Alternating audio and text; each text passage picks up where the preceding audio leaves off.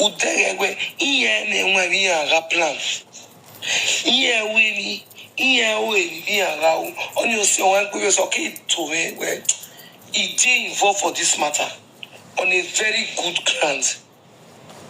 Your won't take care to baby father Mati. I will just because easy want to destroy, easy want your friendship and everything. Easy now the number Atiti, the baby father, and Atiti easy. Keke no gay, they are on one track. A baby father na so Atiti, on so Atiti. We are one Atiti one. You see what they do? Everything they on record. In a bit Atiti. Nepa, Emenuchani was a disrespect to my late friend. We're toasting me when you mean if you want to know anything about these children, why didn't you call me? Or woman seeing it at me, in a woman it's you, who will get me back from me call way. What you won't go me go? We record the Gumi affair going, or what you move from. Yes, if you don't know working or see why I got to even Abuama Wayagbe. La what a good man. A goroti, what ye me. Rabbi, we not have another women toasting ye. It toasted.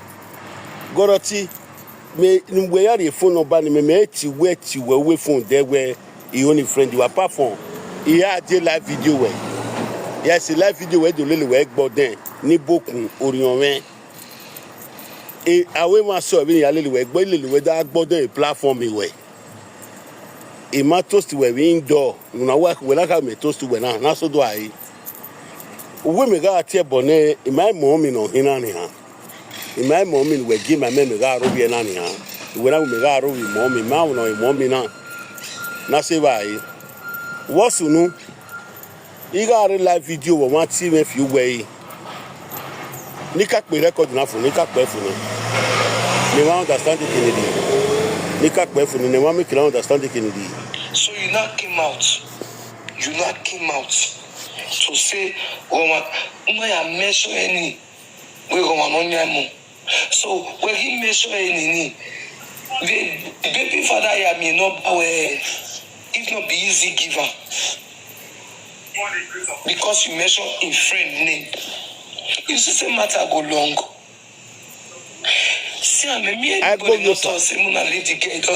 Agbo is a friend to baby father of Charon. Agbo is a baby father. I say baby father, and a friend to baby father of Charon. So, easy not give me number. Point of correction, Sharon. I don't say na atie a boy be. Easy, my very easy go say last two again. Egeme Sharon na da sunu no na call me fi live video me. E ma be easy go say. Dey easy ori no ba ni me. Ori baby father. Ne mi do gwalo we ubu. Ne so bo. Easy. Iwa si ona ne. Ogi ni kwa ba easy na di wa ya ba obi the ogi. Right for the one easy now. Iga re live video we ni re live video no na ti me fi we. O ma ti me fi we o wa gbo bi o sa onya a baby ina be no money because I have not a boy we sure ona we matter no after me drop a video no I say 2 hours abi 3 hours e o pepo na ti me be ko ma ka we baby father no o pepo na ti me be ko o we prophet Atiti o what temi o temo hin o we say ti to ri mame o wa gbo bi o sa nyamo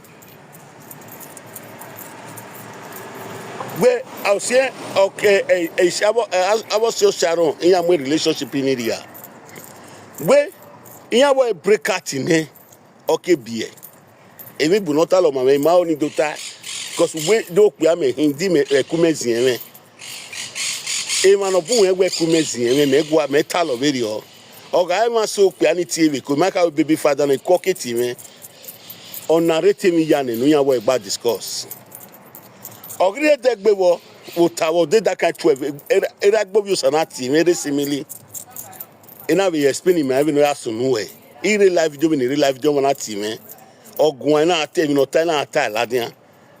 Ai de na we. Ebu eni nia se sefio ye gi mu phone me. Iwe de di number ni agbobio sa gi mu phone me. But agbobio sa nyamo ne bu na do to gi ma me.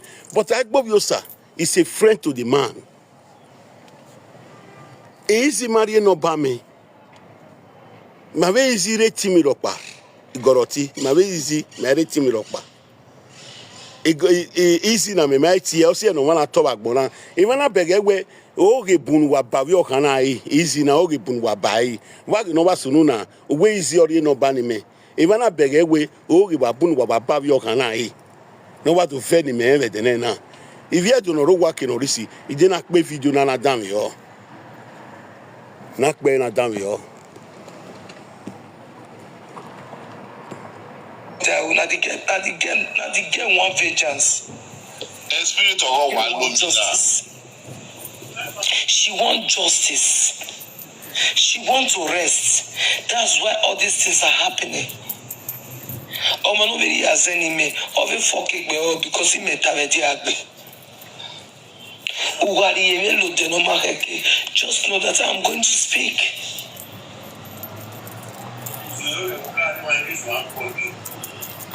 Atiti started, that guy called Atiti. I come out of everybody for social media. Now when Atiti talk about saying I go use a get picking, then that boy can't call Atiti. But my time him no sooner. I was saying not even beg. No, o men when I speak. I posted this laptop. Men when I speak where agbo we saga we yon nyamo no re bebori. Iya we oga ama emite mo bie. Ona ama emite mo bie. But for me, zebo no piani ya muyi yo megbe no a boy no call me from Lagos. Zebo no ya muyi yo megbe, we no respect him, eh? If you bogwa agugi. But ogen wa by easy na when me na ragbon. Easy marry no baby father me. A baby father when we tell baby father na me mind the baby father no but ma come baby father we charo hin. But if you no come and we agbo you sa nyamo. If I me na so I call boy no tie me. If I me na so I call boy no tie me. When I da talk we live video me egbe na ma me ubo me de. E we una da me ubo me.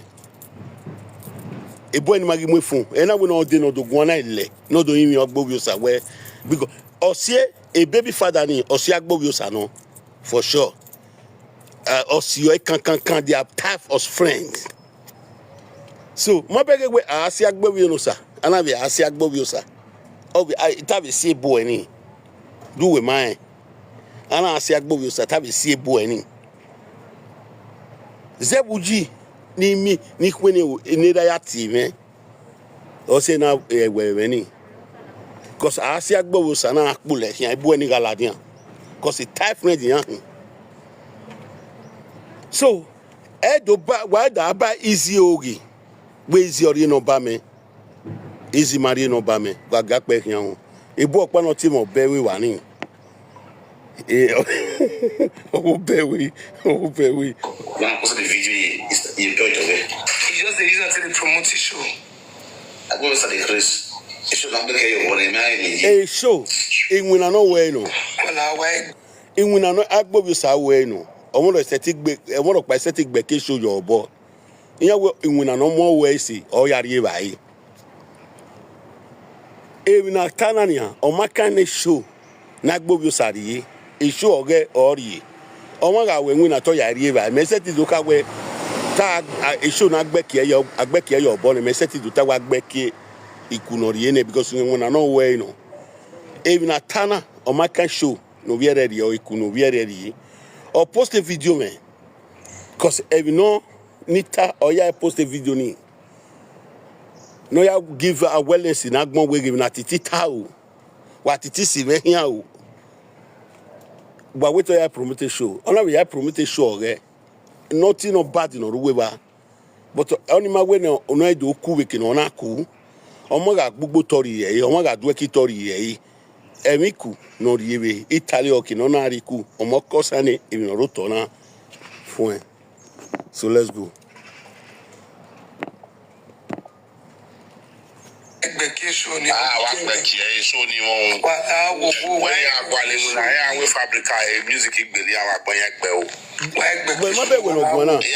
My bed when Ogwana, my brother. A music Belia Bagbon. When I play music, where music is alive. When I go in a dinner, we can go music away, a guitar be away. In Winavino, when I go in Winavino, hey, Gualo. Right from my be my one day. I'm with Misha Viku, a Misha concert. Eh, I sworn when I tear Bonena. My bed bon with Tina. Soon when I have one and one dinner with rice. Why do you get me out of my wife in why you my bad one? In when I know I winning fabrica, in when I know way or self certificate will be well on that cool. So I will clarify there, okay, anything music. Or my doku will be make better your ball. But even if you come fans, no here, why me 200 euro? They 50 euro are really big, 50 euro, but I say what 30 euro, we 20 euro ya lawa. You say with the big or the van why? It didn't make you come fans. Me say the one that I we win on one way. Need that money, yeah, your ball. Me more that I need. Ido amu win on way. That money, your boss suffer we winner. Oh, we fuck we are we musician. Even no one goes about what my yama backbone. So me only on a fake orphanage you not do. I go for you now. We winner. Oh, we win on a go.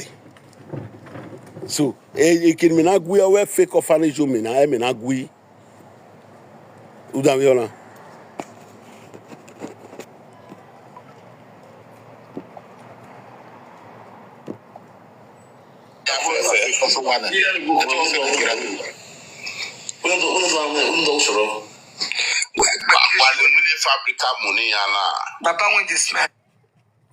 Hello.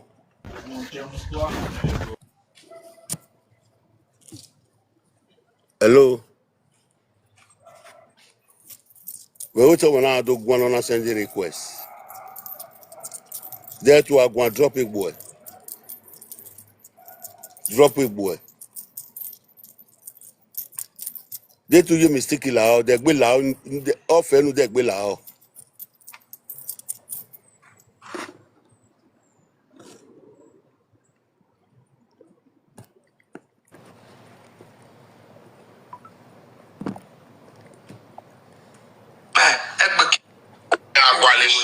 Fabrica music gbeli àwọn agbon yẹn gbe o.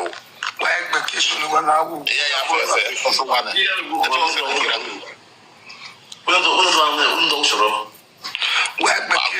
Fabrica money ana. Baba when they smell egbe kesu ni get why o. E get why. They tell you why invest you go do invest your me ari nu we. Yeah. Why? Okay, yeah, take a picture. Yeah, why we should why. I'm going to knock you. No, I joined one of the promoters before. No, I joined one of the promoters before. And because they could remove me later because of say they say saga, my name they enter saga. It not be easy saga. Easy no yeah, who dagger stasiza. No power copy. Okay, no.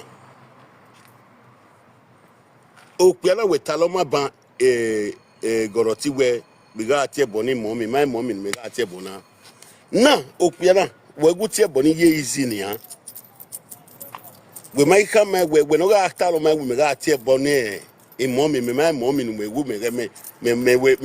video na mama picture ma yo yen ya have picture ma yo ma kan we women not that we not have video na me ga have picture mommy me my mom we tie mommy na e do go ma go a message me ready to give.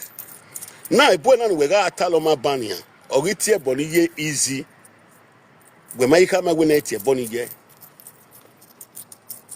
On your mummery, if no mummer than I do, Nimus, if you do no woman. Even if you come a bond to come up, you come up. Easy marry a baby father when we had a video now. I will not tell me, Maka baby, or my team may be quick. One young man. One young man, team may be cool. The Maka baby father no. Easy marry no bame. In real life video, one call him if you way. He go out to give a dog moment.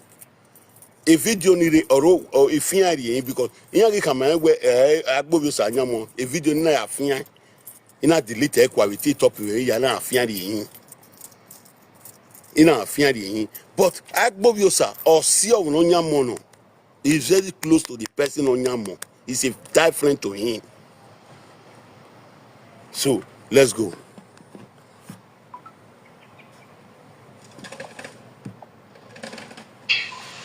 Amadi Basaga was Amadi in the I'm show you love. The show. I'm show you love. I'm show you love. You know, you know, she love. Daddy, Godfather, you know my father.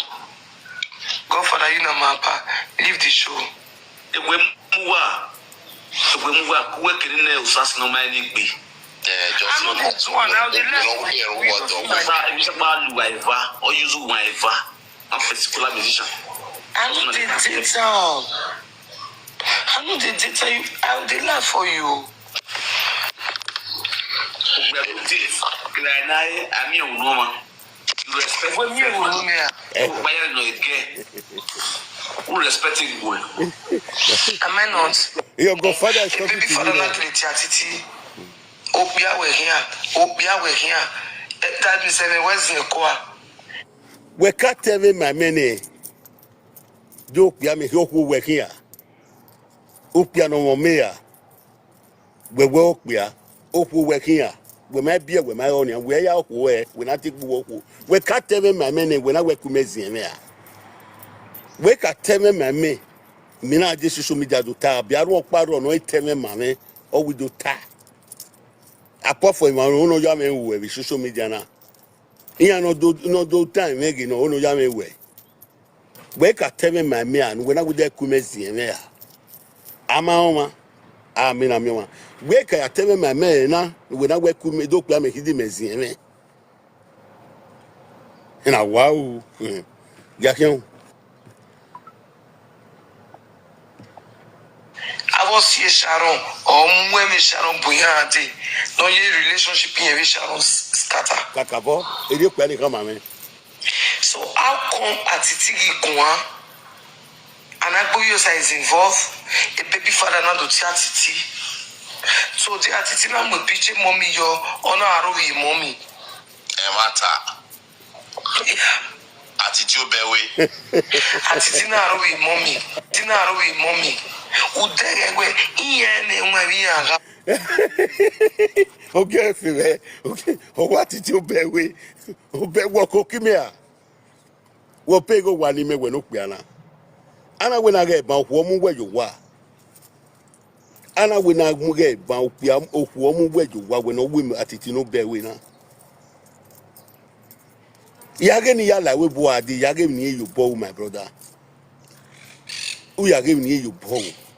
Even an on bear we. U wa on what you bear we wa my mi o minu boy we. O piano wo mu you wa bear we. O piano wo mu you wa no koko bear we. Beni me yi na ko mamu me yo wa poro pa ere ono ri ba ni me be de agbe no kokime.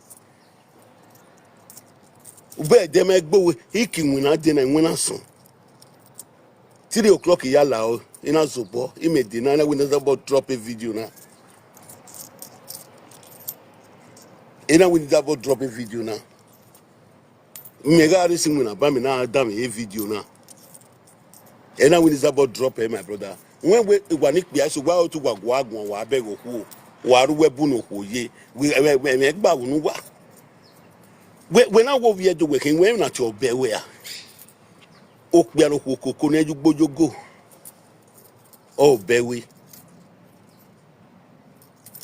o poro pa we mi o poro pa wo ladian buyan kokimi a we ni me be digba se na so happy girl wa le yan so o ma mi na to be we my brother. So Gakion, he did do to born we now because oh you make me was 7 we now. Because Atiti ga away me.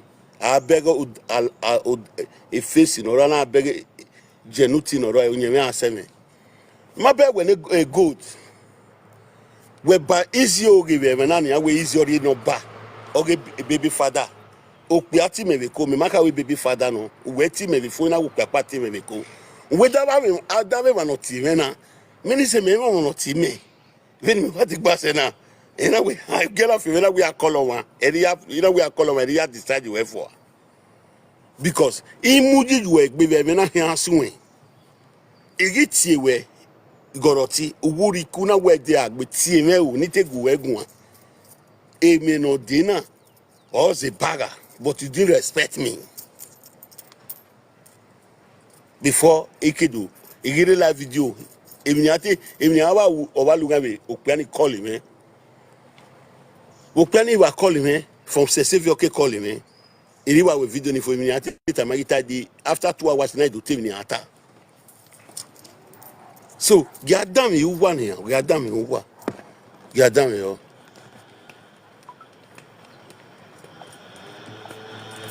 Kaplan. Yeah, Winnie. Yeah, Winnie. Yeah, on your see one go okay to where he involved for this matter on a very good ground. Your on take care to baby father Mati. I will just because easy want to destroy easy wants your friendship and everything. Easy now they know about Atiti, the baby father. And Atiti easy, they are on one track. Listen. Point of correction to the world. I have to clarify here. Easy, Omoruyi.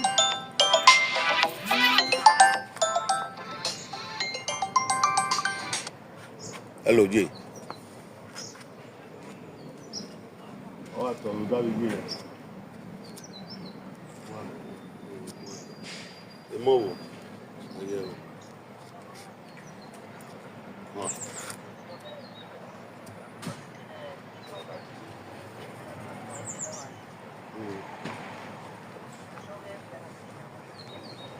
Where's he be? What's he be?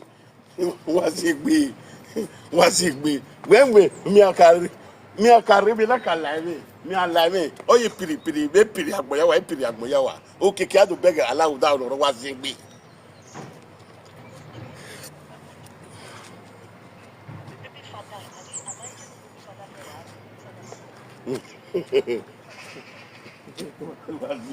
He didn't be real life video. He real life video with TikTok. He real life video with TikTok. Our mama real life later. Okay. That's it.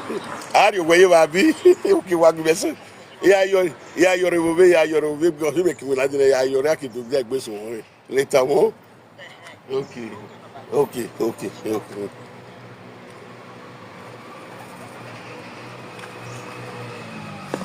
Atiti, we are one Atiti. You see what they do? Everything they on record.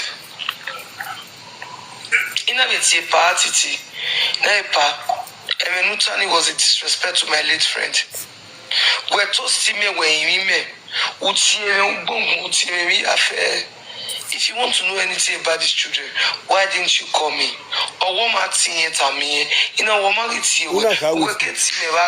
on a problem with Arikuna. Manaba, you know why like platform in a year body. In a year body, ni book on your man. Here with it toast here.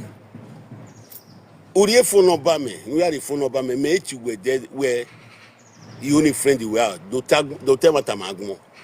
Apart from the platform we were ni book on your man of an egg.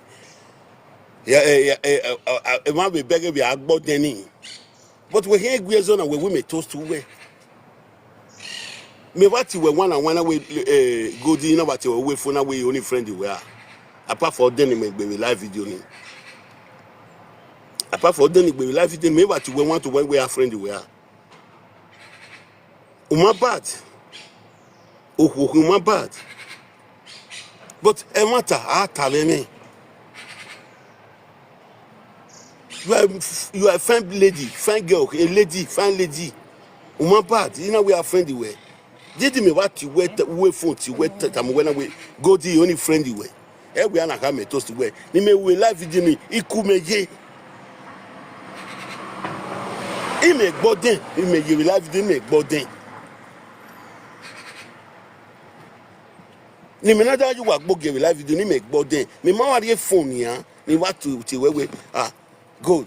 Or that make voice record way, you only friendly way, you only the way you were. Friend, make friend we make you go. Make friend who make it yowa. Or soon with a phone. Wagabodin at Temata. He met you woman, or you met you where men are swaying in the phone, not see way. Una will Uriku, would they go ta? In a was what he for more than 1 month where yet me.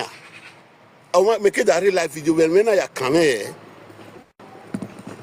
It matter when I'm at mobile come away, let them say by me ogi.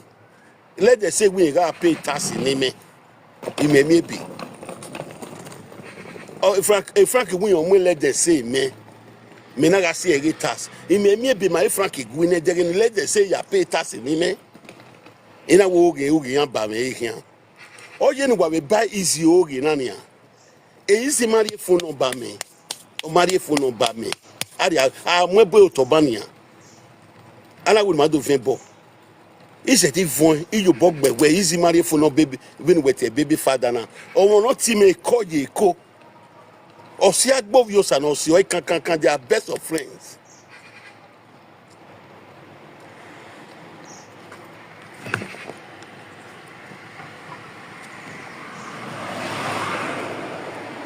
We call where? What you won't go and go. Okay. Na. Okay, my baby we tanania. Weti ati we ni go egwa. Me mati we goroti me mati we. Una wuriku. Me mati we. Una wuriku. Ina wunu tie me we. But we ata me wana weti me ati we. Me mati we me na hia so goroti do temata magbon. Una wuriku. That do team no when we win me there bet you we met you were the first time Umari respond to the call. The call of when you call you way he met you were the first time in another swing. You know when team me you dey for dance you say you dey for dance. If what you with that it was no way you only go we go when it tiny na wa Tieme wowa wazo bo akikuso wari me we ya gwan eder oni they call when we call we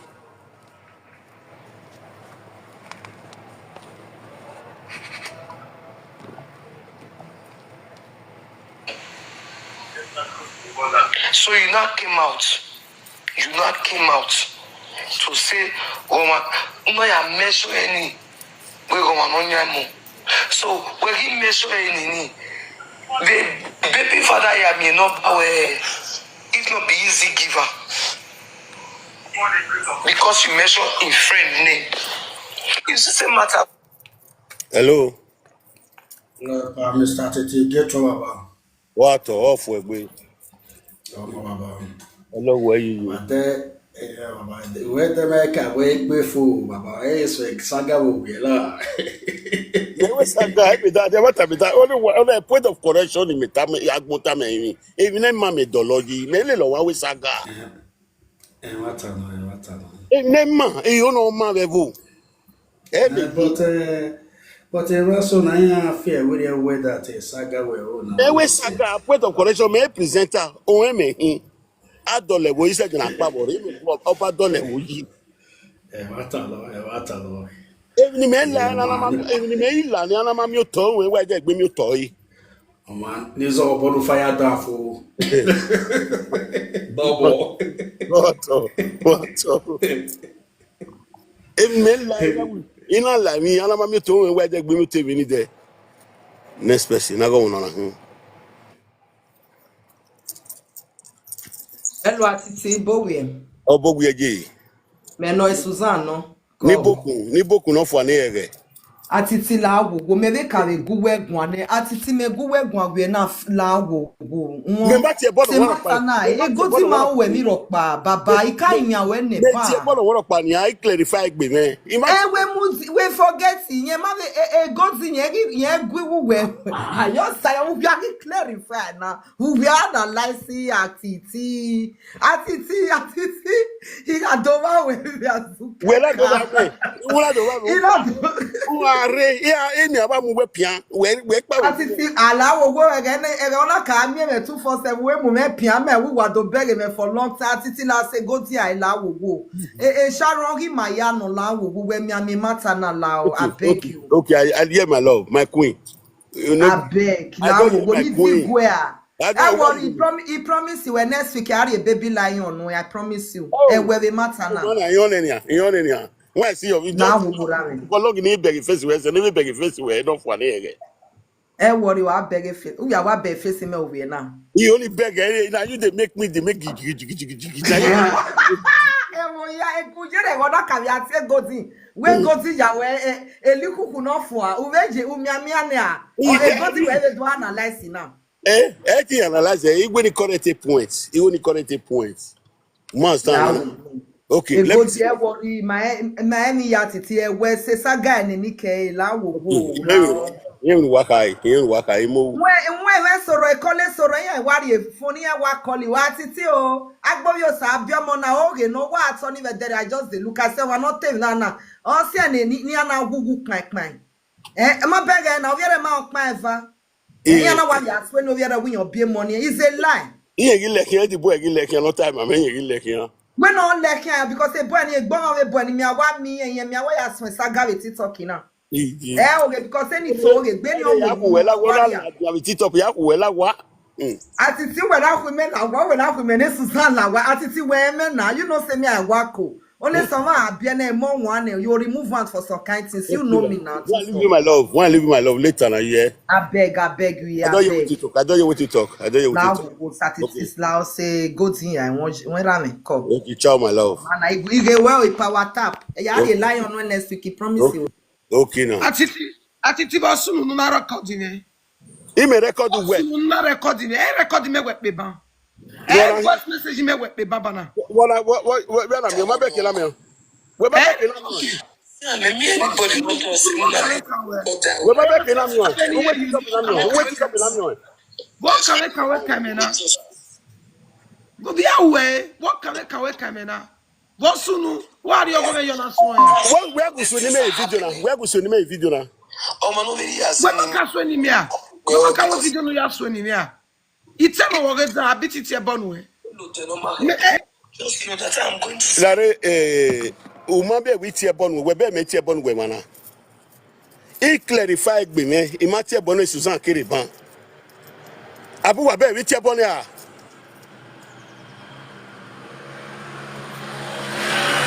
Wa ga kan o. Okay ni mwe the page la gan. O weti me pe record yen, ma record we. E titop na mi o we na bi sin we na. E titop na mi me record o ma. Efi me we record we. Ya wa save because akwa wada attack can we record eh. Ya wa save na ni mi ya so say. Gon wa kwa okay orema. Ni pe kian.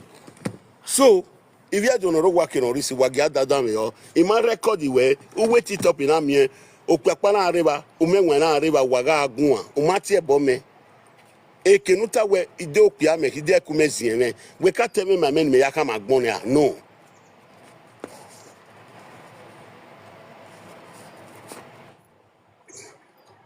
So wa ga pe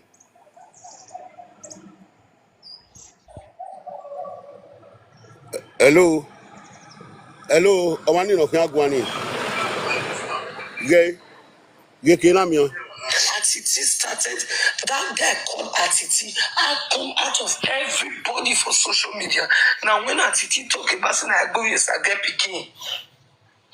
Now that boy can't call Atiti. ni de gbe pe e ma re ba I'm e ma re ba wo su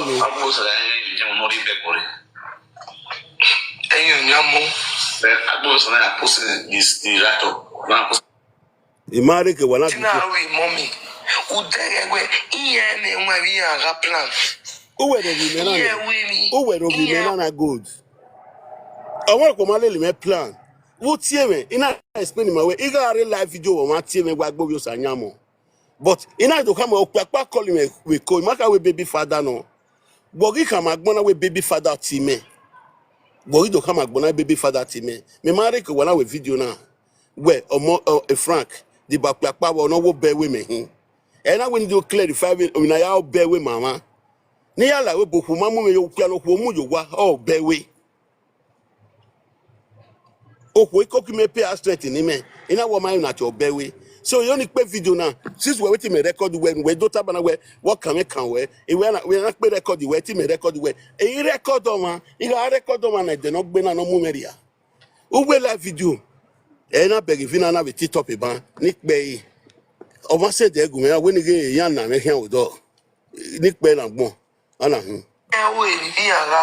you see one go so keep to me where. He did involved for this matter. You have a problem with you. E can anyone allow a live video no. Una explain where your party where we call. Ona no where there co as in don't be awake here. Don't be awake here. Don't be awake. Who no see no know what I want to where you want you got go and a platform you when you can have a ladian. The man here am no buwe and I'm it out of every presenters no guan. Woman understand any who are no. Okay, now out of every presenter no guan. No buwe again way at where a guy no yamu. Again yes, you no bow any the guy you know, my dagger we plan. How? Godin, I want to provide no bar man, or waiting a gual no bar me Facebook, man.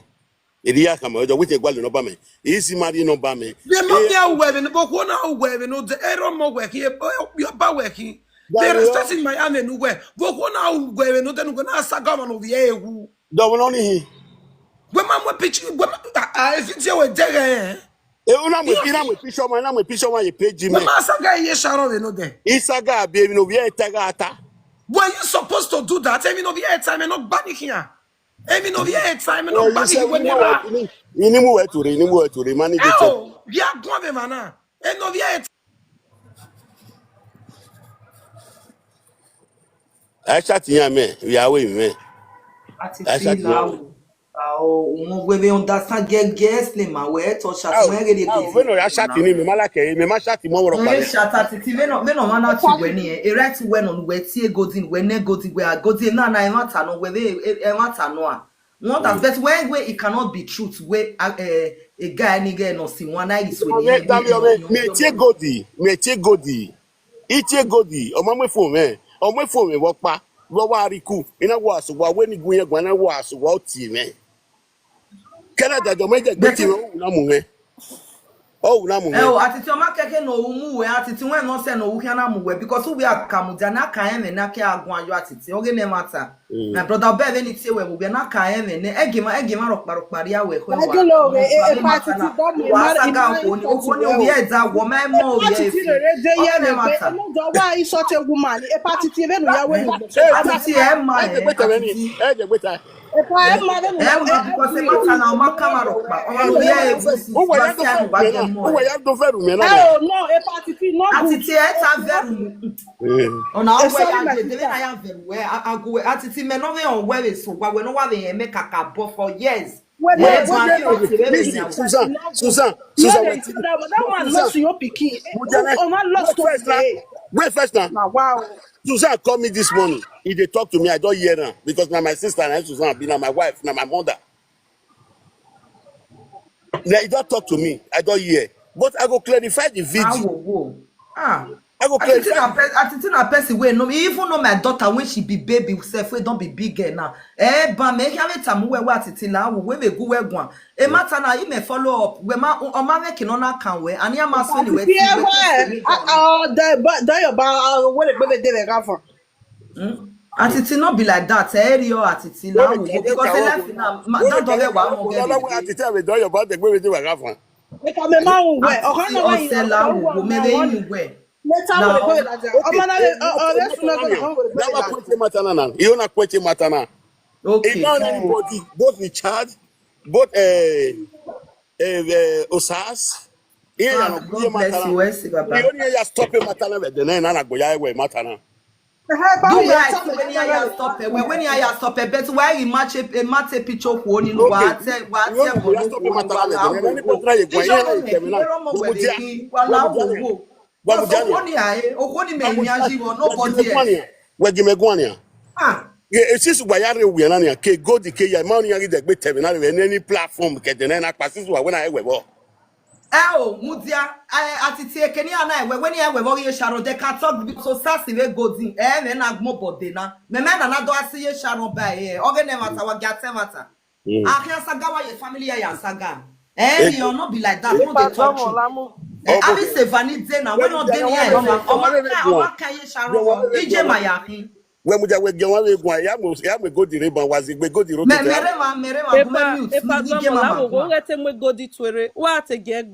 Oh, shut because em ne go dit aba emi dan. Understand? Because umwe epishi ye sharon ye vani no de. Umwe epishi ye sharon ye vani no de. You na saga e odabe you ne ye sharon ye page me. Me na me epishi ye sharon. Oh ye ni na. Epa we make no yo man alaja we budu agbije wada. Ya na otakpa me na me picture ye sharon ye page me. Ja mo page ni na mo re aje. We ge no na analyze mi no go vie gata. Ni na me epishi ye sharon yo. When I pay me okay na when I pay me. Go diga explain by pa what take ge go. Okay. Ya gwale mi ya ga euro saga ya gwale ke temata. We ne ni ya lawa. Do why ba settle yan paper. Settle yan ni alawa be ni akegbe ge na sin. Exactly, what you temata. Guamudia, emi aka mi ya ni la gwa na ni e. A piece of cake we are make because no one we hin o man na respect e we hin. Ni me ma live na ni abi yan na mi ama set we PC yo PC me re do wula ni why is it me we. O man no vie who is 1 year wa there wa gbegbe yan gbe mo ko wa. We gi me gwan ya. I me re do we PC na ni ya. Sis o dey yan na mi re do we PC. I mi ata magboya. Agboya we mata na we de na ya ma egwe okay ogo me. When ya egwe re obese. So, a gold, Urema, my sweetheart, any book, damn your way. Don't shout on me when you are talking to me. You understand me? In shouting out, then my way are receiving con, we have this voice when we are receiving con, I have a funakba. Eri awe me, igualo, because ya me, I do it genuine. A video, a easy Marie no ba me. Of your online. A easy Marie no ba me. A network, the network again. Easy, oh, you know, me. I got the temata. Ire live video in an hour calling me where I go you, sir. Oh, Yamo. In our no money, we're sure him with Tana. On we sure, but after 4 hours, one young man, 5 man, not even be cool. Away autonomy, my brother, Nicky Beg, we expect to remind me where stupid things here. Yeah, I know what I can away, now can away. Okay. So what would I know? You sick or down. What would I know? Without one, you sick or down, you gay. What would I know? You explain him, I was saying. So anybody now no fear me with here. Even if Gualo Buwa ya then I only matter stop. Consaso, ke ya fe. You only matter no my stop matter now. O teni ma mian. E mati ma o sa se pa oni ma kan we. E mati ma o stars o ma de kan we ye. O ke ma wo na we gbogbo do yan. No go O wa pa here ti tami me ni me stop e mato sas. Ivana. I want to hear it tami me because we are swear what pa mata me when you stop. Me mati we pa ni tie me baluga ki ma do afu le gbe me na. Me mati we dem na we keti me a. Na we keti me a we ti me recently a. En we ti me baluga pa no we ga. Ni che we ku. Mo ja ni so we ni che we. Mati wo free said me video ni no we. Me mati wo mamu. Ina we be do te do na we. Okay, me mati we na that was we. Una wuri ku.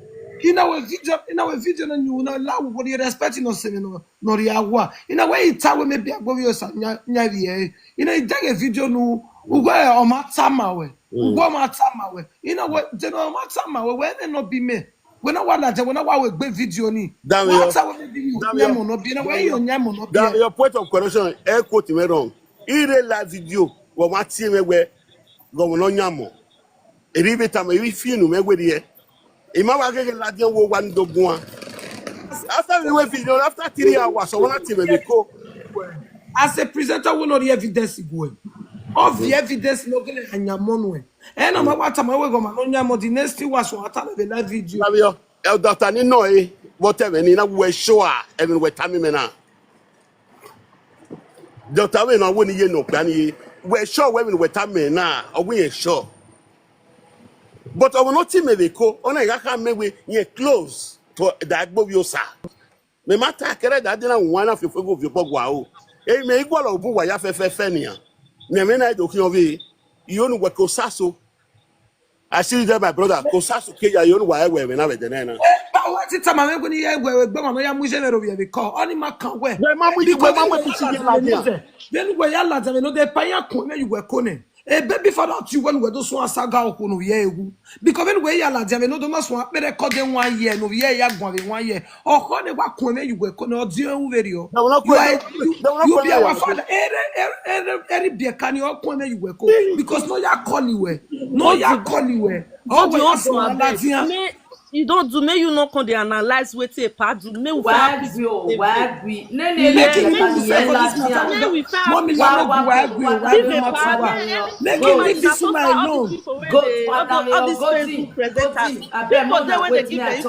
everybody knows that wait if I not stand there now me if I call the tell us say if I not fit deceive us say nobody give my information you don't pass there me talk peace wanted them everybody enter say enough is enough. Una good morning. We settle this part. I want to search everybody. I want me to stop this. Hepatiti de yemi. Hepatiti when we ta. Me no here tell me na dene na. Man ni no biali biekani when ye ladia.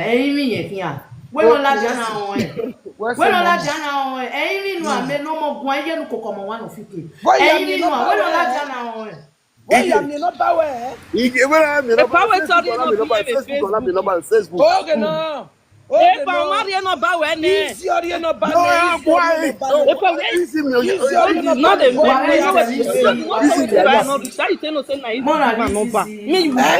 Because now when a part do video, a part say, see you get children. A part no say not be that boy get that children.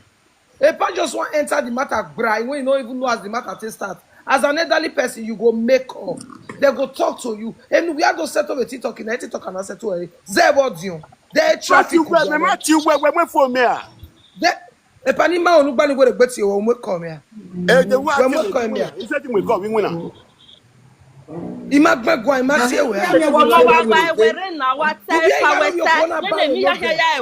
When the saga no roto na when no ya for when that do la wa na isi woman na no via egu na it no dey wa only matter na fo uri e ni ata o na hu ba do ma no he kokomo ya re depression go via wa ye ne party ti na gele la jana na me record the ti ma gele gi we dia ma gele ti we ro vie ma gele kun me yo we ko no e boy ni ugbe me na agbe boy ni the TikTok ya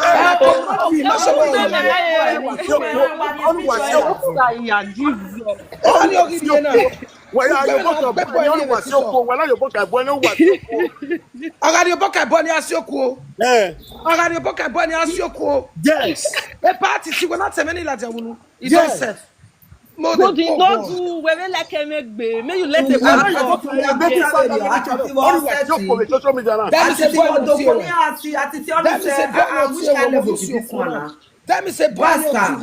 you dey confirm and say that boy call you for over 1 year maybe in the year no kono see me ma understand that boy they call you you go tell us that boy they call you so the baby father has been there watching everybody he didn't come out he didn't make peace but on wari ogo koni ire woni na ta wari ogo je iwo o ma na bia na e gbeladian eyin nu a o ma le sharon bia ye na go ti agba me bo sa se Udomori get it. Udomori get it.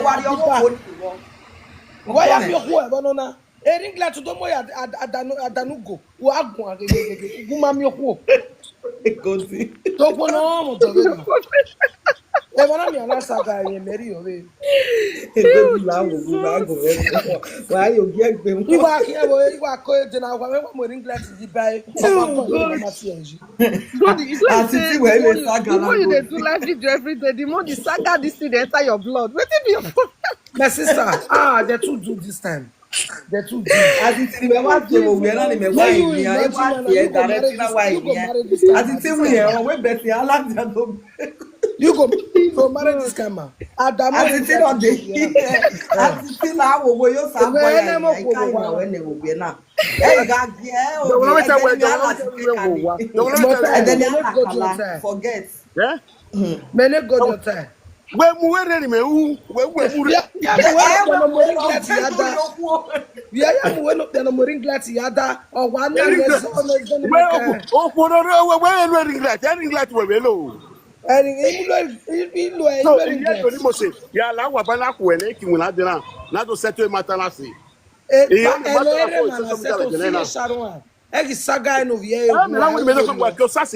This pattern must end today.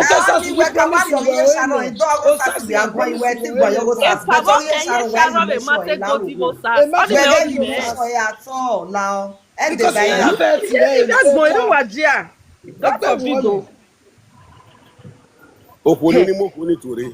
Okoni no gba ni mo tore. Ni mo tore. Sister ma o na gba ye me na. Owe we ri yan dia. When you mo koni tore. Atiti we go mo koni tore. Atiti when they do like this. Ma we appreciate the man la dia. Ma oni ma on le sharon bien na. Ma oni ma on. Oh no